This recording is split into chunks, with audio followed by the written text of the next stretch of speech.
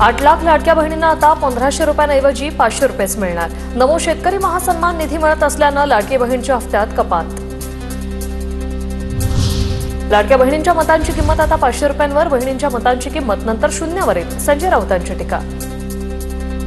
त्याच्यावर त्या लाडक्या बहिणींनीच प्रश्न विचारले पाहिजेत। ज्या लाडक्या बहिणींकडून 1500 रुपयांच्या बदल्यात मतं विकत घेतली तर त्या मतांची किंमत आता 500 वरती आलेली आहे, उद्या ती शून्यावरती येईल।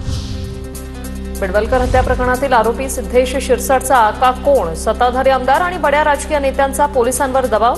माजी आमदार वैभव नाईक यांचा आरोप। 22,000साठी सिद्धिविनायक बिडवलकरची नग्न करून हत्या करण्यात आल्याचा धक्कादायक प्रकार। आपल्याला माहिती असेल की कुडाळमधील बिडवलकर नावाच्या तरुणाला लग्न करून फक्त 22,000 रुपये द्यायचा होता म्हणून शिंदे सेनेच्या एका प्रमुख पदाधिकाऱ्याने लग्न करून मारल्यानंतर मृत्यू त्यामध्ये झाला।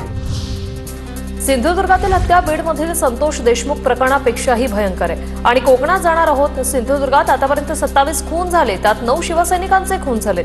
संजय राऊत यांचा गंभीर आरोप। आतापर्यंत त्या जिल्ह्यामध्ये 27 खून झालेले आहेत, त्याच्यामध्ये 9 खून आमच्या शिवसैनिकांचे आहेत, अत्यंत निर्घृणपणे मारलेले। तर सिद्धेश शिरसाट हा वैभव नाईकांचा कार्यकर्ता। आमदार निलेश राणेंची प्रतिक्रिया।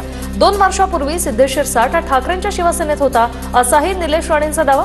वैभव नाईकांनी जिल्ह्याचं नाव खराब करू नये असंही आवाहन। त्याबरोबर कितीतरी फोटो आहेत, ते आता मी जेव्हा पत्रकार परिषद घेईन तेव्हा ते सगळे खुलासे करीन। वैभवजी, आपण जे करताय त्याच्यामध्ये फक्त एवढी काळजी घ्या की जिल्ह्याचं आपलं नाव खराब होता कामा नये। फलटणमध्ये रणजितसिंह नाईक निंबाळकरांचा रामराजेंना धक्का। फलटणचे माजी नगराध्यक्ष दिलीपसिंह भोसले आणि माजी नगरसेविका मधुबाला भोसलेंचा भाजपात प्रवेश। शेतकऱ्यांच्या भूसंपादनाचा मोबदला देण्याबाबत नियमात बदल होण्याची शक्यता, सूत्रांची माहिती। शेतकऱ्यांना आता 15% ऐवजी 9%नेच व्याजदराचा मोबदला मिळणार। मंत्रिमंडळाच्या बैठकीत महसूल विभागाचा महत्त्वाचा निर्णय, सूत्रांची माहिती।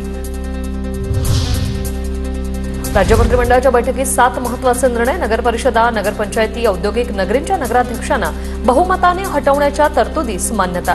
पदमुक्त करण्याचा अधिकार पुन्हा एकदा सदस्यांनाच। एसटी कर्मचाऱ्यांचा उर्वरित पगार होण्यास सुरुवात। या महिन्यात सुरुवातीलाच एसटी कर्मचाऱ्यांचे फक्त 56% पगार जमा झाला होता।